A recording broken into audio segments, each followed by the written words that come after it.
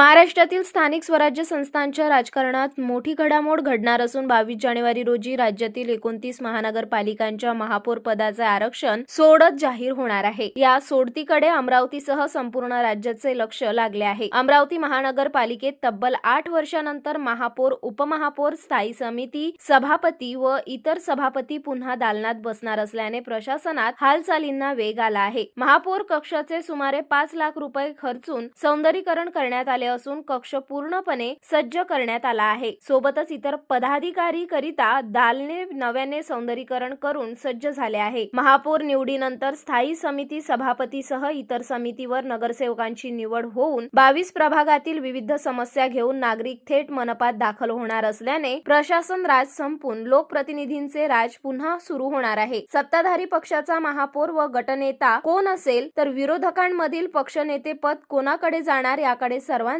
लक्ष आहे। महत्त्वाचे म्हणजे मनपा सत्तेसाठी कोणत्याच पक्षाकडे स्पष्ट बहुमत नाही, त्यामुळे सत्ता स्थापनेसाठी भाजपा आणि काँग्रेसमध्ये जोरदार घोडदौड सुरू असून कोणत्या पक्षाचे नगरसेवक कोणाकडे हातमिळवणी करणार याबाबत राजकीय तर्कवितर्क सुरू आहेत। महापौर, उपमहापौर तसेच स्थायी समिती सभापती पद कोणाच्या वाटेला जाणार हे येत्या काही दिवसात स्पष्ट होणार असून अमरावतीच्या राजकारणात मोठे समीकरण बदलण्याची शक्यता आहे। नगरसेवकांचं निवडणूक संपलंय, मात्र आता सर्वांचं लक्ष लागलेलं आहे तर महापौरकडे।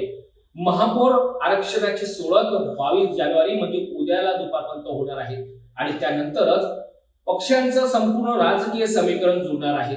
कोणत्या पक्षाचा महापौर अमरावतीच्या महापौर पदावर बसणार आहे।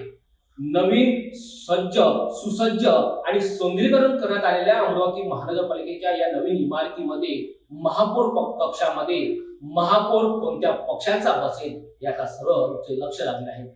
अजय शृंगारे, विदर्भ, अमरावती।